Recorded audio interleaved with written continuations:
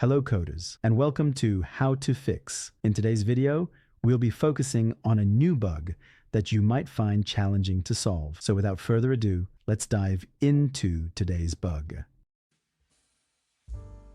Let's now run code 1 that triggers the error and see the output.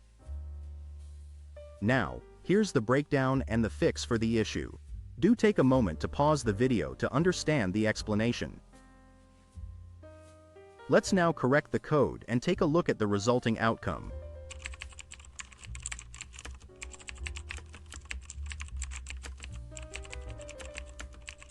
And voila! The code is working as it should and our output is spot on. The error has disappeared. That's the end of today's lesson. If you found this walkthrough practical, don't forget to press the like button and subscribe to our channel for more code repair videos. Stay enthusiastic, keep advancing, and happy coding everyone.